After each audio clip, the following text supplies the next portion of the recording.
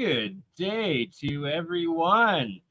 For dog's sakes, what do I mean with today's title? And can you hear me loud and clear? Please let me know in the chat.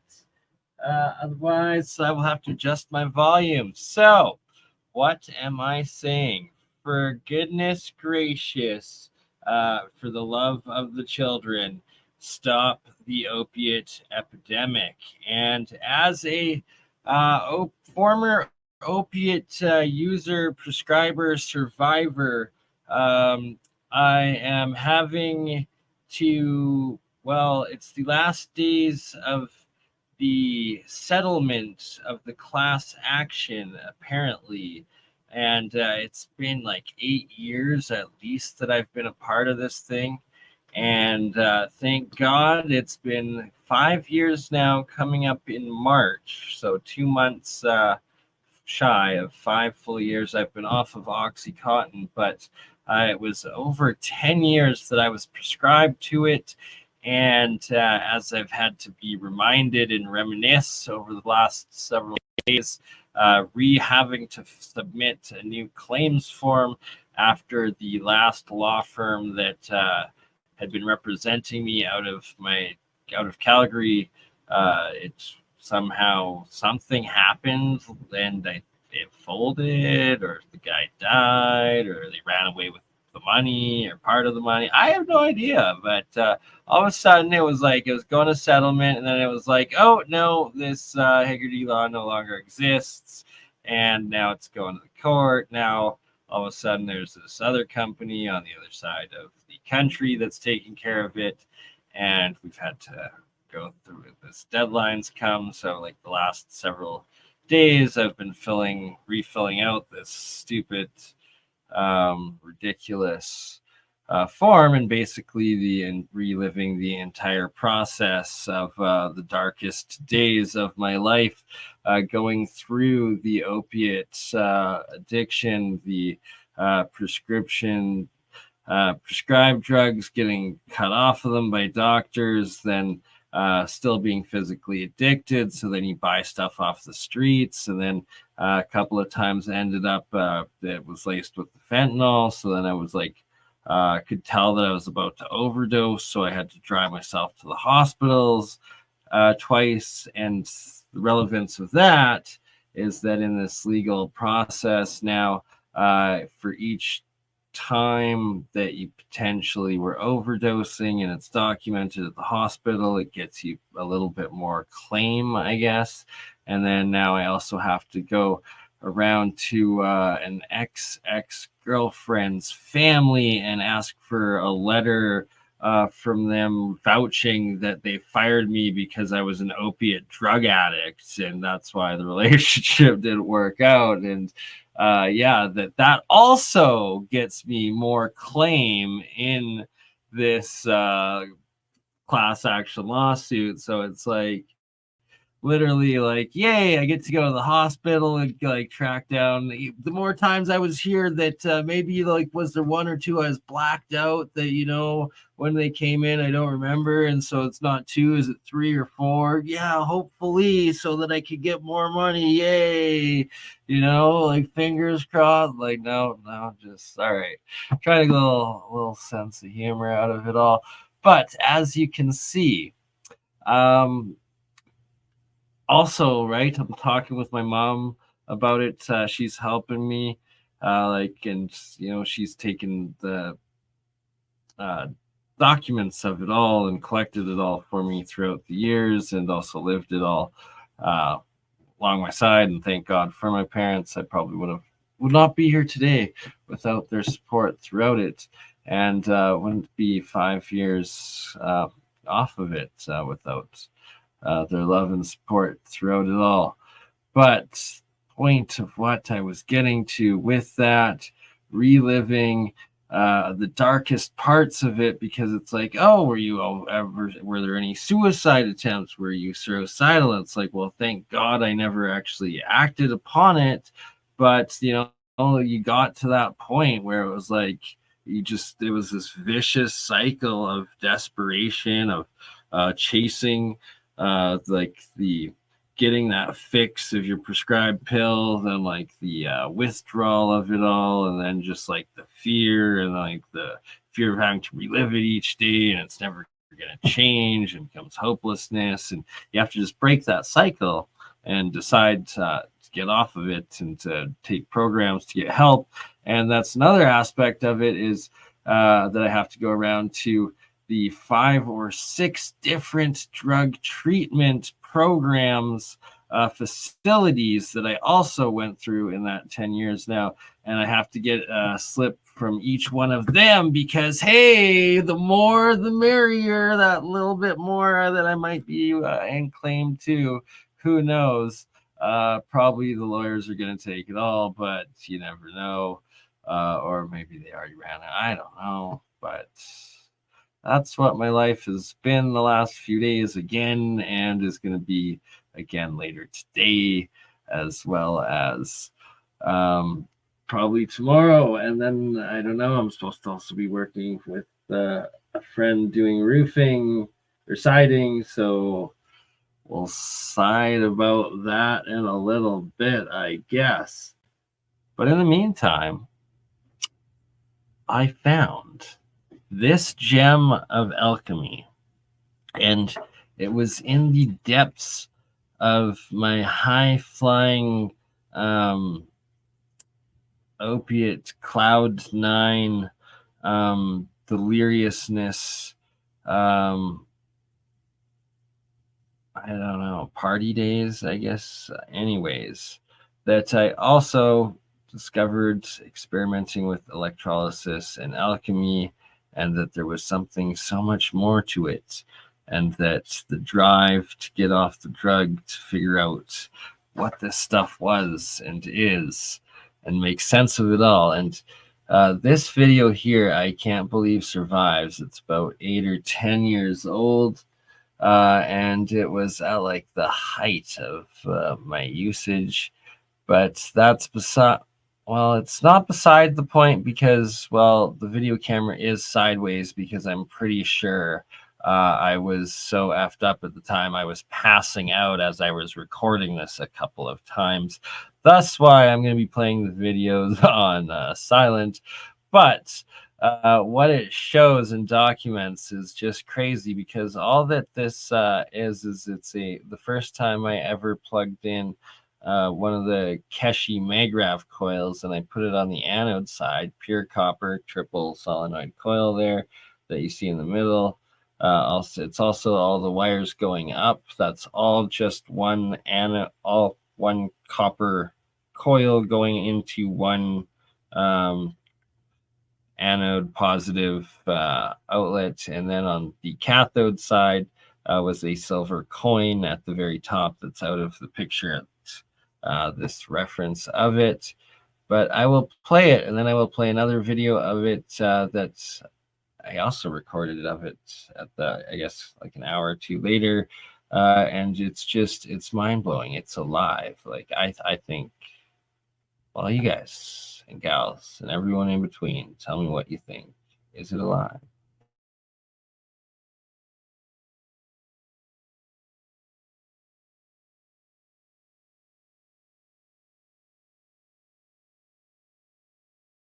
I turned on the fan for this one. Let's see.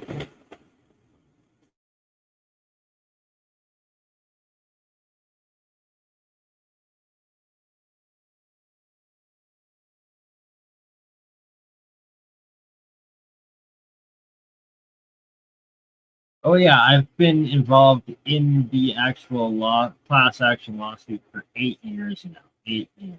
This is the third time or fourth time we've had to resubmit. Just mind blowing, insane.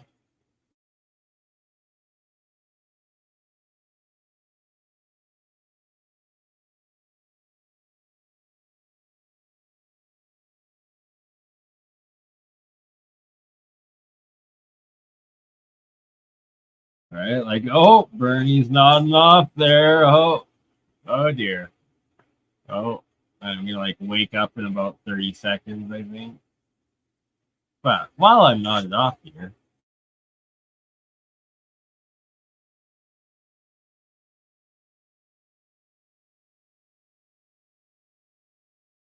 Oh, okay. I guess it stopped. It ran out. That one's only a minute long. The crazy parts I want to point out are the different exclusion zones. The very top of this water, it's kind of, it appears a little milky, but it's also clear. It's the hydrogen bubbles and the very bright LED lights that's creating it, making it look milky. But then there's the second segment covering the bottom half of the Magrav coil and the bottom half of the jug there.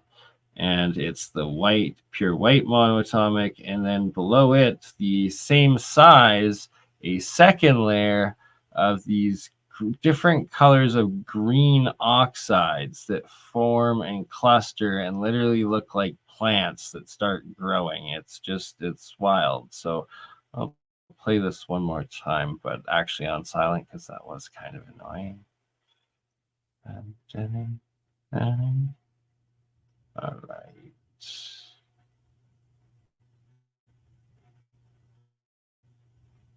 You can see here this like the blob of monatomics moving, but like doesn't go all the way down. No, it just stays at this layer here. And they'll either shoot to the top and then come straight back down, never staying in the exclusion zones, each type going to another. And like those green tubes, am I able to pause it here? Like,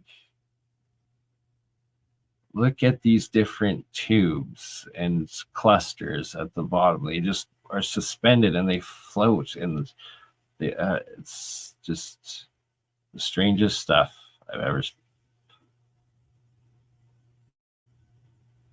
blew my mind. Still blows my mind. Like, that's just a copper anode. That's all that is. But as 3 triple solenoids, it turned into what looks like life with a little bit of electricity. Like, is this primordial soup? Is this the goo of creation and the universe here? Like,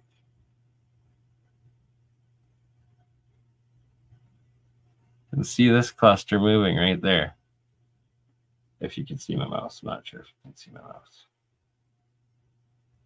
Oh, maybe you could. Can see my mouse. It's these clusters here. And you have this layer here. And you see this little guy that just fell there. That was like up there. And that's what's crazy is this should be copper oxide and like oxidizing and be turning like a blue. Yeah, it turns teal, but like that green and then this like forest green with the tealiest green, greeny teal, barely blue. And look at how red, hyper red the coil itself is. It's crazy stuff. Still working on putting my thesis together of what it all means, but that's going to be coming out in my book. A book called Mist, Mirrors, and Rainbows, baby. Minus the baby.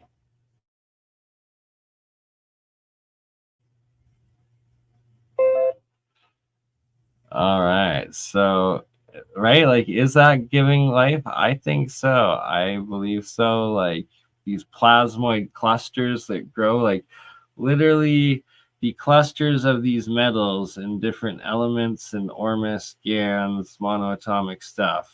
They're referred to as plasmids, plasmoids, and plasma, which, isn't it alive or it's all self-organizing, seems conscious.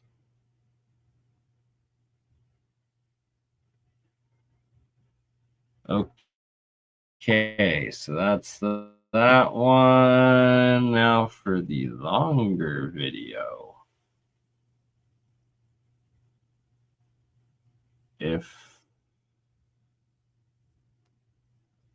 Of course I can find it. I found it. Is it loading? Is it playing? I think this is, yes, it is. This is the new one. Okay. All right. So this is a little bit longer. You can see that it's cleared up a little bit towards, no, there's more clusters, but the top seems a little bit clearer just with more clusters everywhere. Once again, there's BurnEye nodding off. Like it was ridiculous. And I do not look forward having to physically go to every single drug rehabilitation center over the next 2 days to go get records of my attendance. But hey, maybe with any luck, be able to inspire others there to pull through and to actually take it serious and to get off it, because I did, and so can you. And don't succumb. Don't let it take your soul. Your life is worth more than just becoming a statistic. All right, so here you can see my Alchemy Lab / silk screening print shop. The first Alchemy Lab.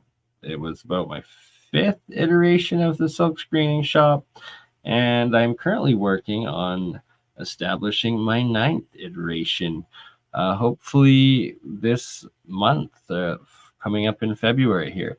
Now, the cool part here is you can see all the line interference on the videos, and it's around every single bucket, and that is part of this plasma field created by the GANs / Ormus / monoatomic / plasma field. And as it will cycle through, it will go to every little bucket that I have. You can see each one will have the disturbance. Here's another one. You can see the lines going and the different interference patterns that happen in these plasma fields.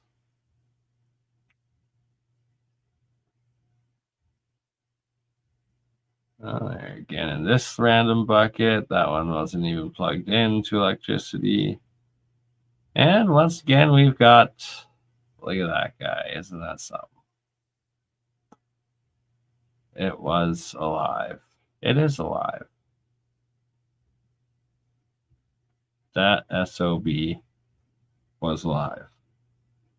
I still have that coil, even though this experiment was recorded 8 or 10 years ago now. I think about 10. And yeah, I love plugging metals into electrolysis reactors. It's a fun time.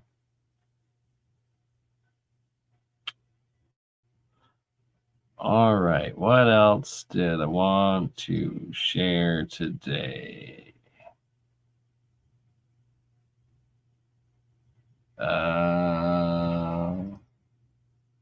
This one? Oh, this is the very first one or the very last one? It's only 11 seconds long, but it's just so beautiful and mesmerizing, isn't it?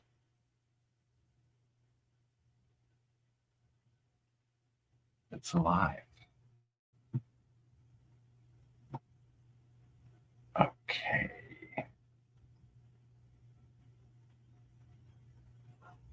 Righto. Now I know what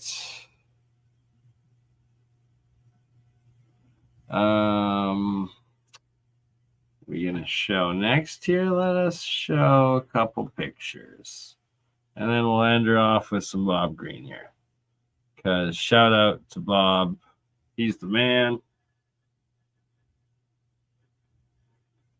And also in 2024, look forward to DJ Bernie Slanders AI music coming out soon. DJ Bernie Slanders, yeah.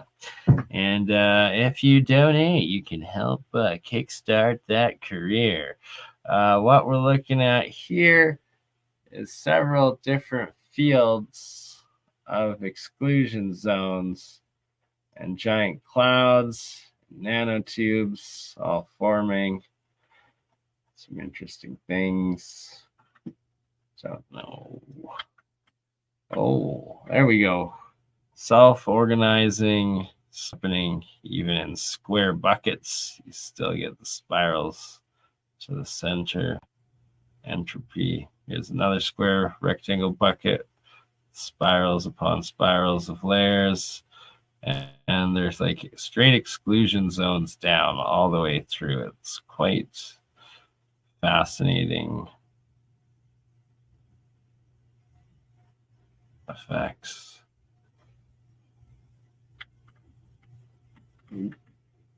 Here's another one.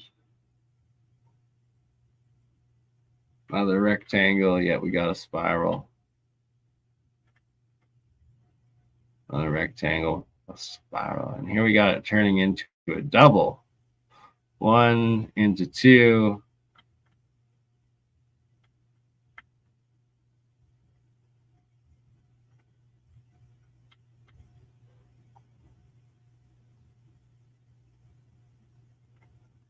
And so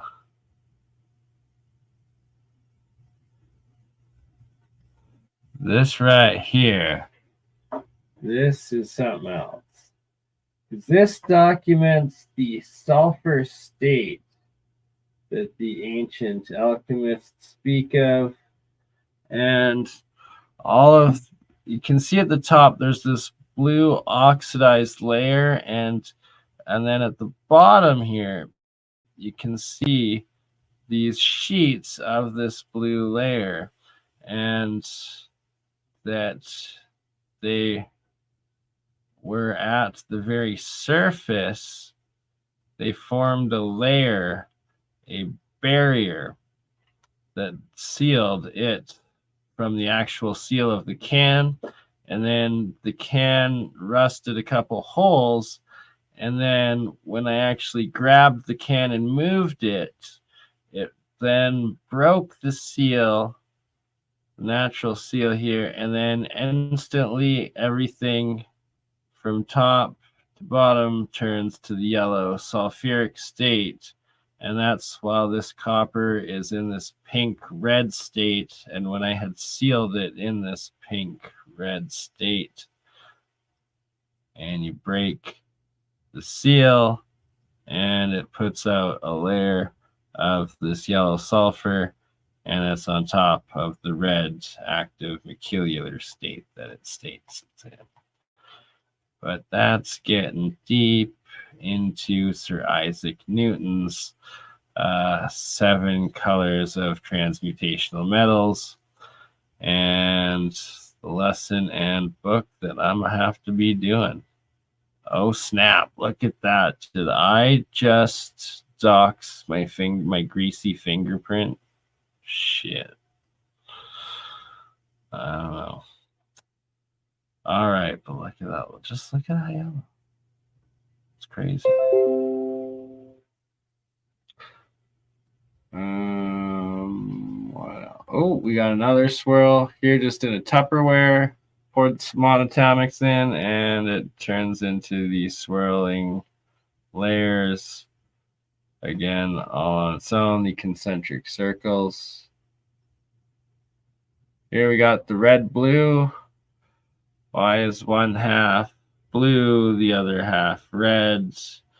Why does it always polarize in its oxidization reactions? Like it's a magnoelectric field effect of electrolysis. I don't know. I don't think I've seen anywhere ever discuss it. So hopefully I get that one someday.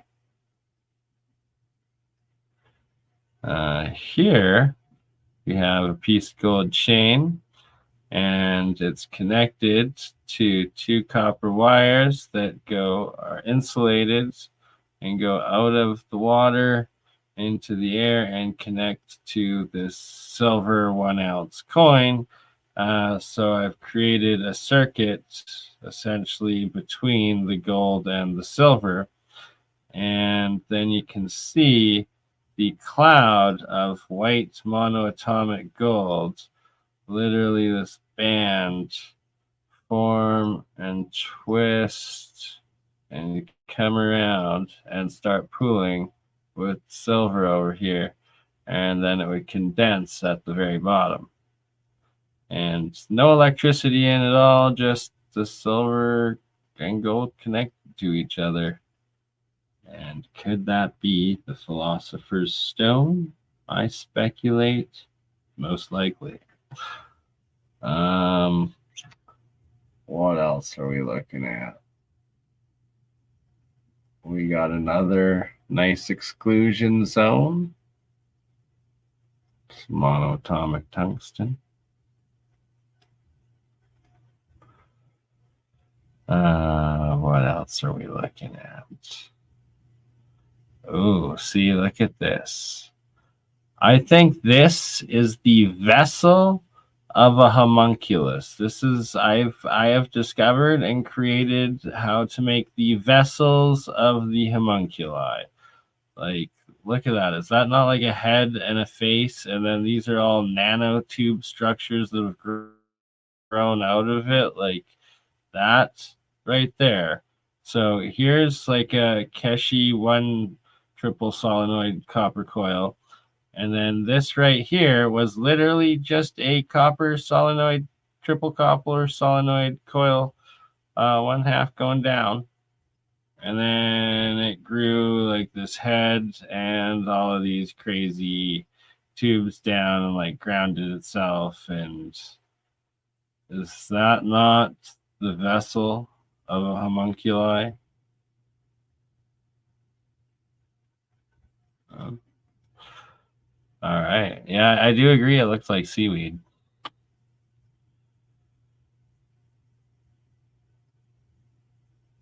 See if your colloidal silver comes out looking like that. That's toxic. Don't eat it. Don't drink it. Don't rub your hands in it. It will give you heavy metal poisoning. You don't want that. You don't want to die as a blue poisoned smurf, let me tell you. Like, here's another example of the red blue. This was completely all submerged in salt water, and it just decided that this part was going to turn blue, this part red. Like, this is normal copper.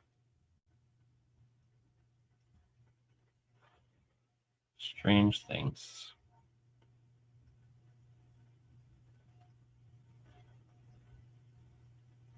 Different little things that are made.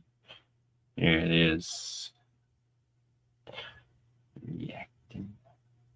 Just a note. All the different coils I was making back in the day. This was about 6 years ago, I think these pictures were taken. Oh, this one's pretty freaking awesome. I love this because here we have the double Magrav coil on the right, and that's the cathode. So it produces hydrogen bubbles, and then the anode, triple copper solenoid, 3 copper ring spirals down, and then it actually stops right here. This is where it stops. And then it grew itself to the bottom. It just decided to grow.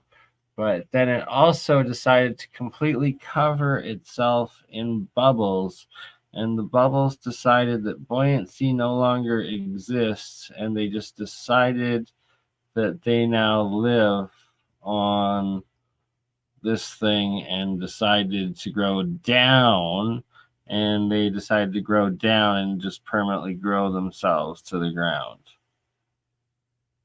And the copper ended here, some sort of black thing formed, and then more bubbles went down. Very strange. Very, very strange. Here's another one. So I actually believe this. Yeah, is that it? I think that is. Oh, I think it is. Like that. Oh, so right here, like me. I think.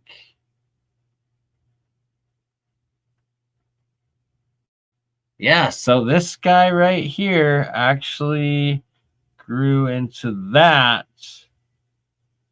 And it started out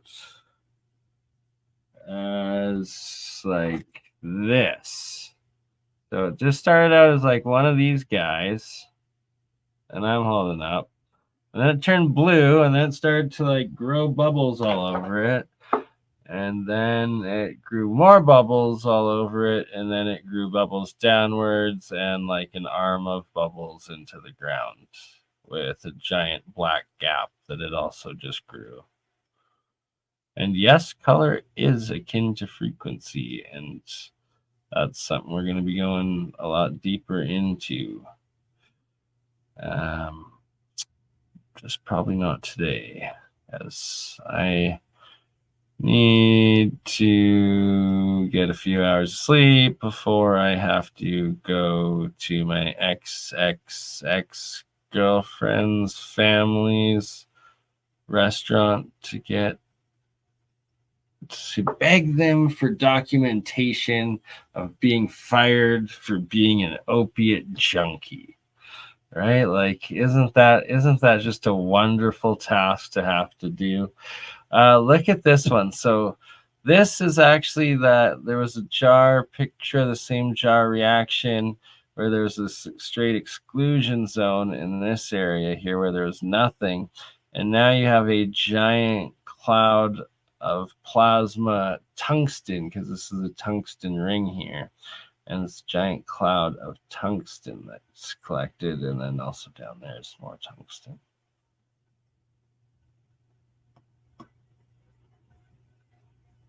This was actually like this crazy line that separated the two clouds all the way through the jar.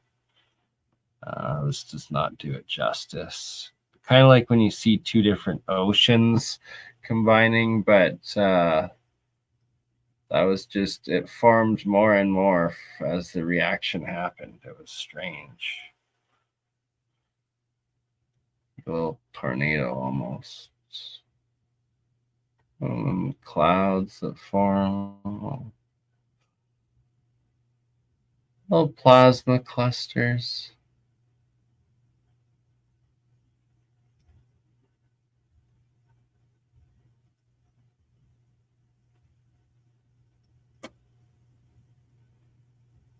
All right. Oh, here we go. Can you see the swirl? That one blew my mind. That was some monatomic silver. I let sit out, or diatomic silver, because it was turning turquoise and blue and oxidized. I let it sit out overnight on a full moon, and I came back in the morning, and it was giant yin-yang spiral all the way through. That was something else. All right. Okay. Let us. And there seems to form many different densities of water and heavy water potentially, and different. Yeah, we'll get into that in another episode. And actually, we'll get into that in the episode that will be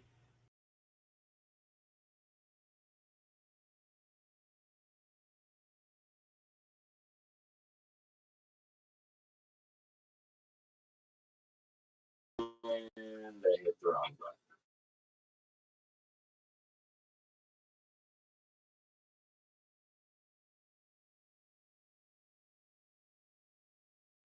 Oh, 1 moment, please.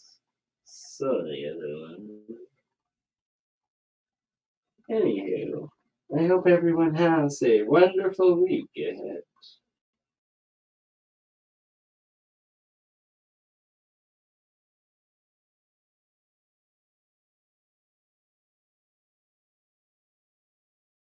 You crazy mother. Yeah. It's just BurnEye. BurnEye just like last week, huh? Weekend at Bernie's.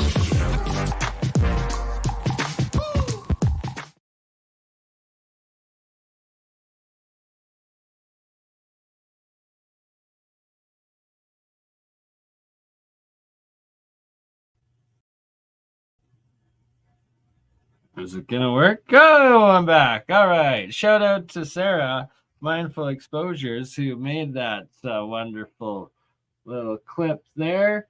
And sorry about that. I definitely hit the wrong button. Let's see if I can get it right this time and not leave you with just Bert and Ernie and the rest of the cartoon goblins. Right. This the one. This is the one. Here's the lovely gentleman. Shout out to Bob. This is next level stuff right here. So I'm gonna let it play for about 5-10 minutes. And this was his stream yesterday or last night. Or yeah, yesterday.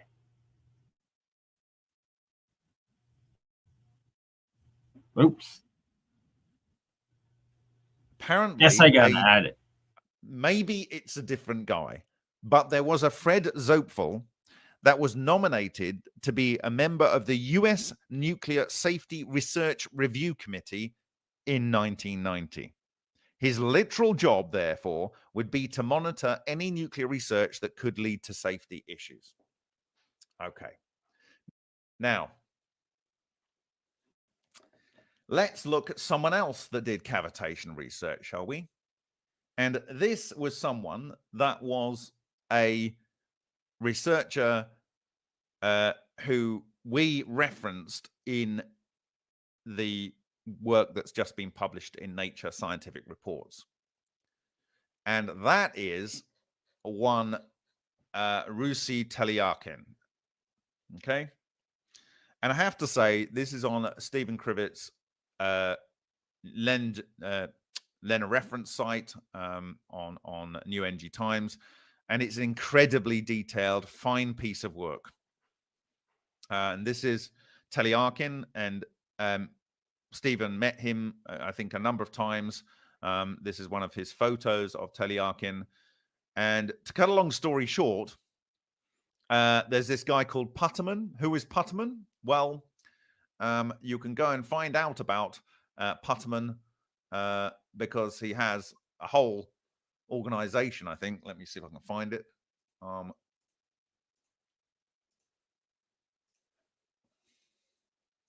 Yes, it's the ULCA Putterman Research Group. Sonoluminescence sound into light. This device here, you literally drop it 1 inch and it produces a flash of light, right? You don't have to have ultrasonics or whatever. It just produces a flash of light. This one, you shake and it produces a flash of light. They've got all kinds of devices here that they create this sonoluminescence with. And they talk nuclear fusion. Can one achieve the inverse process? Namely, can the energy of a strong sound wave implode a bubble with such force that it can use to make? Russi Telyarkin claimed the observed nuclear fusion. And it says Faraday, blah, blah, blah, BBC view. Okay, right. To cut a long story short, the US Navy got involved with Telyarkin. The naval labs, apparently, according to the Bubblegate Index here, I think I'm right in saying that they replicated it. Oak Ridge nuclear cavitation confirmation, they uncovered it. This was in 2013, long after he was destroyed. And you've got these characters here, and you can go and look at it, okay, in detail. But the long and the short of it is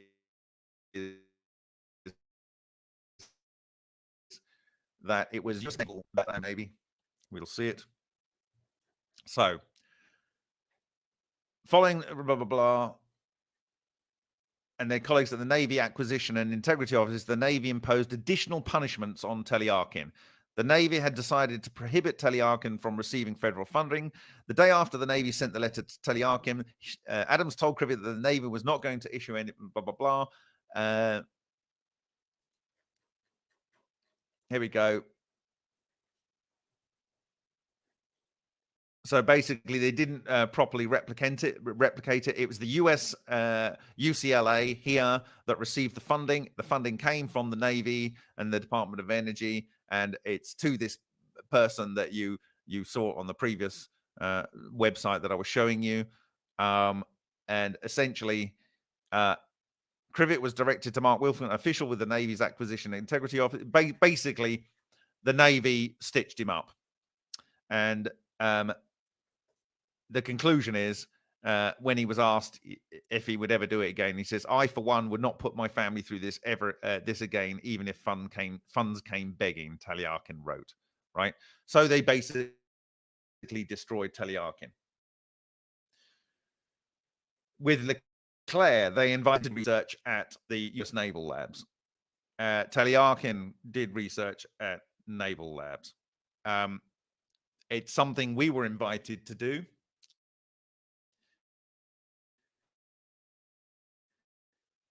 In 2012-13 and the MFMP.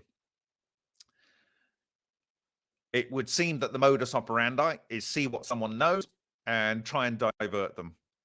And if diverting them isn't successful, put them in a position where they're dependent on funds that ultimately come from you, and then somehow discredit them and pull the plug and make it very difficult for them.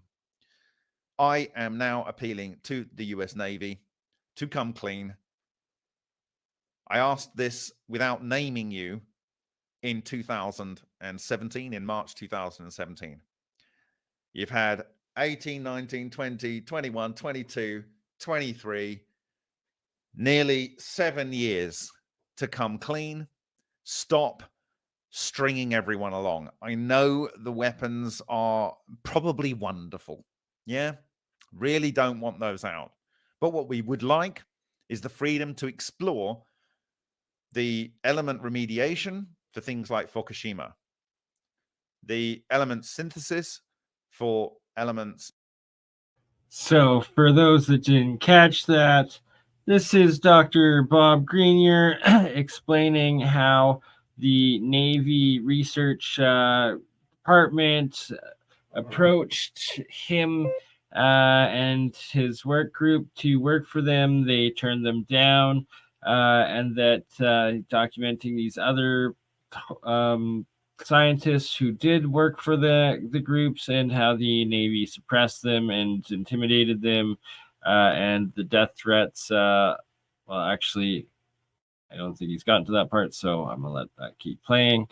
But kudos to Bob for calling out on the Navy to come clean, and all government agencies to come clean on the higher technology that is clean, that they are suppressing and making us fight wars over oil and limited resources when we could all have clean, free energy that they suppress. And yeah, it's all hydrogen cold fusion stuff out of water. Let Bob keep talking.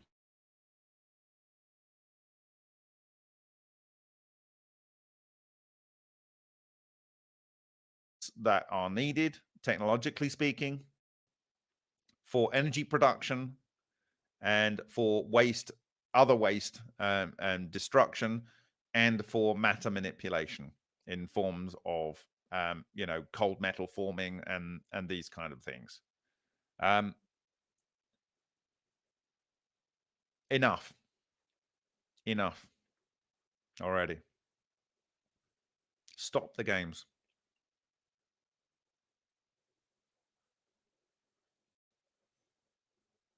You've known for since 1956. Okay, maybe you were.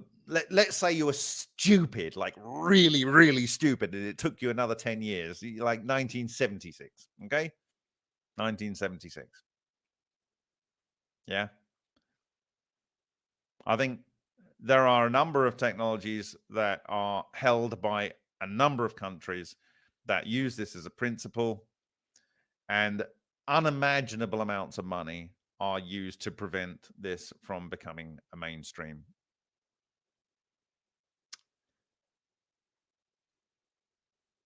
The choice I had to make at the beginning of 2017 was to know that this had been developed in the 1950s and 60s and to walk away from the field because of its weaponization potential, or to accept that the weapons had already been made, which clearly, in my view, they had, and to try and find a way that enough people understood the basis of this and the fact that it had been understood so long ago, and that there are real practical applications of whatever this is. And I believe it is a complex toroidal charge structure, which is superconducting. It has a fractal toroidal moment, and it's the fractal toroidal moment that's able to interact with matter in incredible and magical ways. But it is just science. It's not magic. It's just science. John Hutchison, I think we're very close to having a full understanding of how he did what he did. It's just logical. It's logical, all of the actions that took place after he showed what he did. And it's logical in the context of this paper here, which shows that they had observed one of the key properties prior to September the 27th, 1956. Prior. So with that, I will ask if there are any questions. We are genuinely fighting an organization, and just to put it in context, in October 2001, the US Air Force asked for a study to be done, which is on the Black Vault. It's the ball lightning study. And they concluded that there was 3 methods. One, forget about it. One is Ken Shoulders' exotic vacuum objects, and the other one is a classified research done by the US Air Force in the 1950s and 1960s. What were they doing with ball lightning based technology? Why was it so important to the US Air Force in the 1950s and 60s? And who did that research? None other than Eric W. Davis of Warp Drive Metrics. Now, who is Eric W. Davis? He's a colleague of Harold Puthoff, who is US Naval Intelligence. I rest my case.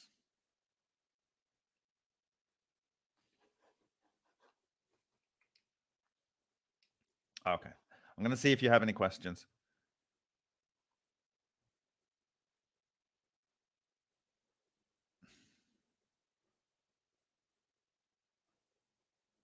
So, Corky's Goss says, question, can you say what you might speak about at the CS 2024 in June? So this is the Cosmic Summit in June. I would actually like to explore a little bit more about the Great Pyramid of Egypt and how that might be rebuilt and what it might do for the Sahara.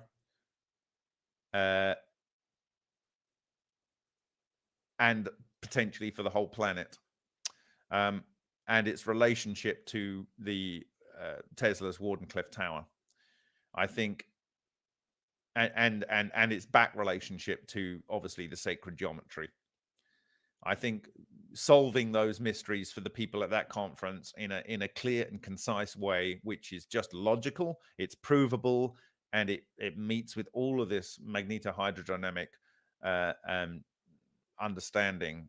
I think it would be the best gift that I could give that community. Let's see if that's what I'm allowed to do.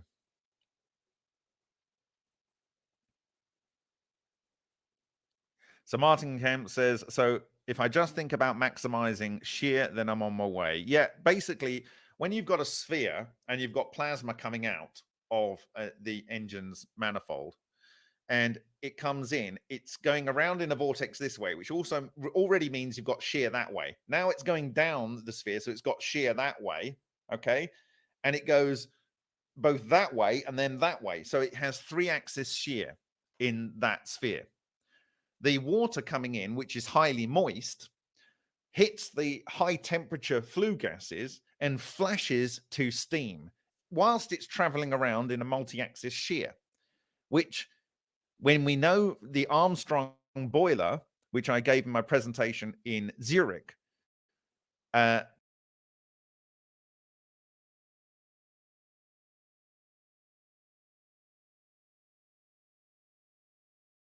All right. Well, Bob's channel is at MFMP. That is Martin Fleischmann Memorial Project, or just the @ symbol MFMP.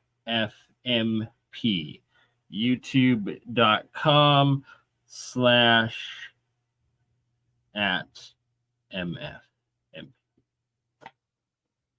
All right, let's see. One last picture here, because oh my god, it's already 8 a.m. My life. I need to call the lawyer to figure out what I have to get done today. Which horrible chores? Which place first? Yay! Is it the RAM clinic? Is it the opioid addiction center? Is it the smart treatment? Is it the chronic pain center? Is it the opiate dependency program? Is it the ex-girlfriend's family restaurant to get a lawyer or a letter saying that they fired me for being a drug addict? Also university. I get to go to university to get the records that I dropped out of university for also being an opiate drug addict. That also should get me extra claim points and hopefully settlement dollars. But as of right now, it's officially nothing. So hopefully that's not the case, and I should probably get going so I can get that claim form done. It's been the last 3 days of my life, and in between all the streams that I do, of course, somehow I still manage it all. Going forward, I'm not going to be doing streams on Sundays, Mondays, or Tuesdays, most likely. Going to be aiming to get job a few days of the week for the starts of the week. And yeah, anyways, what are we looking at here? That is just all copper. All just copper coils. Yet, like, look at these colors. Look at these colors. Look at these colors and growth. And this one, that's the one that we started the show with the video of it. We have a video here. Let's just see what we have today. Oh yeah, so this jar, this is one of the first times I think I produced sonoluminescence, and these little bubbles kept coming out. This jar I had sealed for, I believe, 4 or 5 days, maybe 6 or 7 at this point, and it kept bubbling, and every one of those bubbles has like a sparkle going through it. It's just crazy. Stoked I got footage of it still. Doesn't really do it justice, but hopefully we can capture some of the sparkling bubbles. The slow moving ones are the ones that actually produce light. There we go. Let's see a couple. So maybe. And not just as they go by the.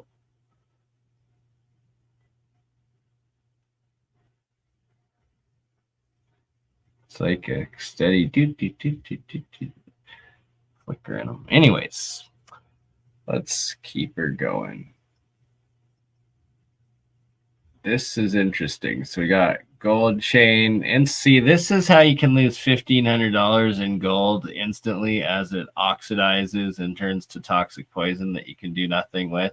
Yeah, it's learning the hard way, but it was worth that $1,500 because we watched the oxidized Ormus grow, and it did some crazy things. Look at this. So here's the gold, here's the copper. Here it grows, and it grows more. Oops. This is a video of another homunculus vessel.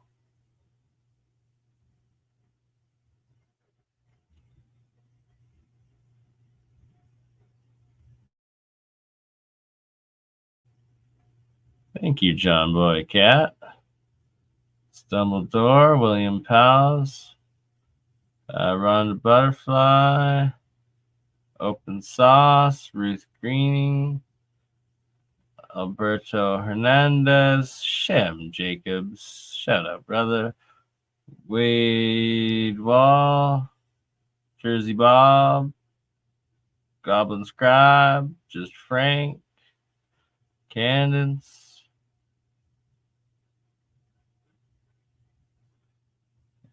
Gary Byer, and Boston Deadhead, Mr. Obvious, FGrass72. Thank you for your continued support as a channel member, and I will be adding more channel membership exclusive bonus content and early access content to a lot of the edits that I'll be doing.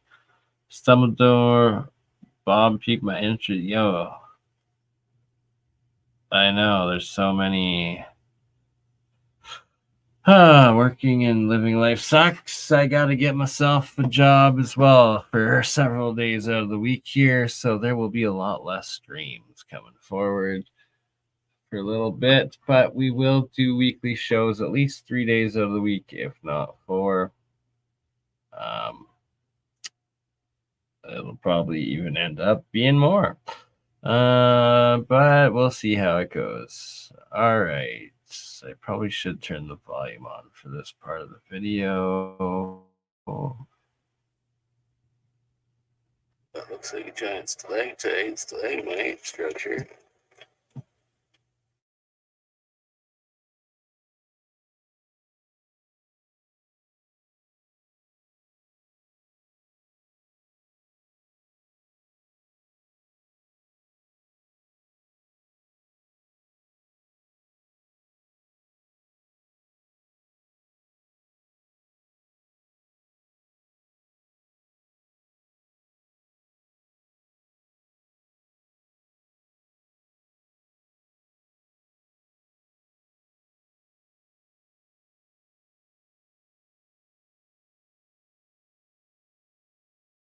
Right, like, okay, so was it in the name of science, or can I also claim that on my freaking opiate claim form?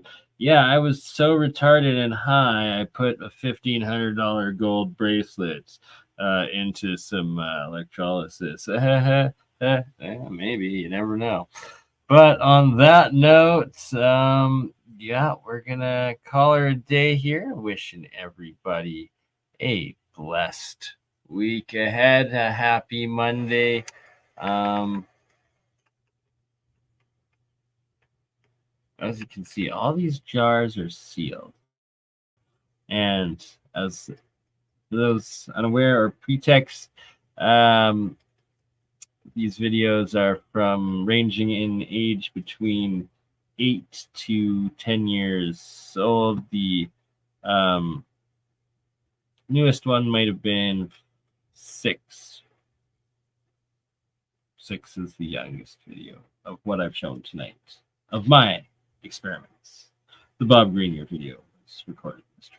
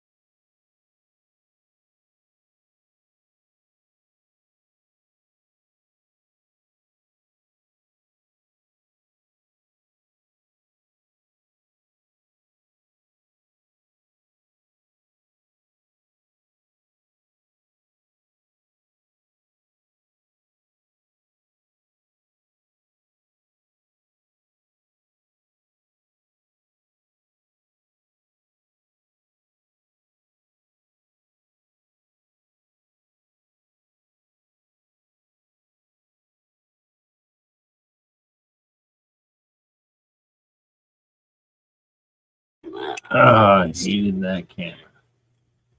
Right, look at this little guy going up and down. Little doodad.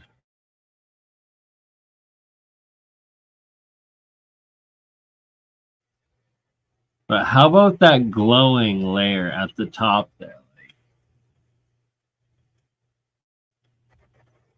this. Oops, come on. Here we go. See this right here? This is a layer of glowing bubbles, like a little galaxy.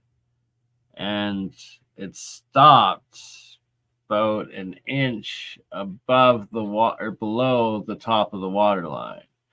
So it's like there's this cloud, this little galaxy of bubbles suspended and glowing in a sealed jar.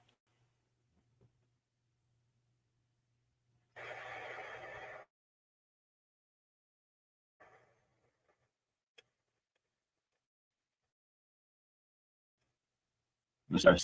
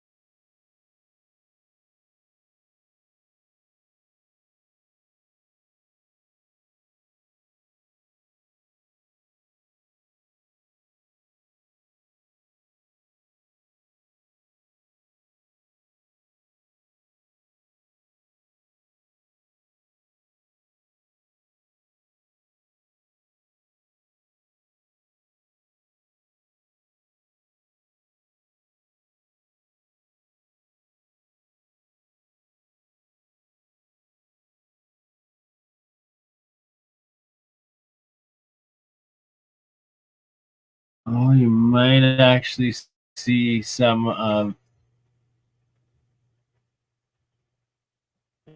what I believe being some luminescence going on there. I really wish I didn't have so many background LEDs everywhere in there, because that don't help the case.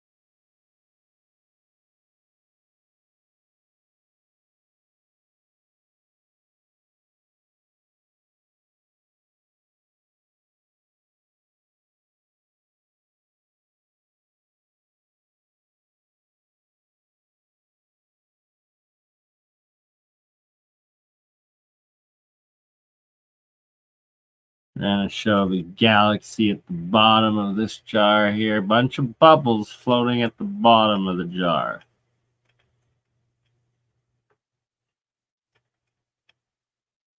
Kind of strange.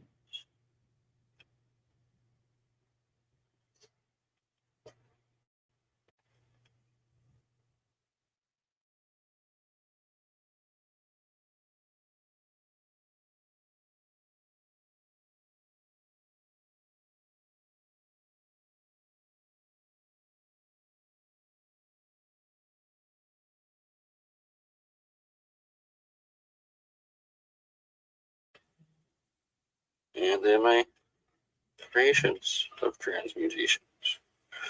My creations of transmutations. In chemistry. Alchemy.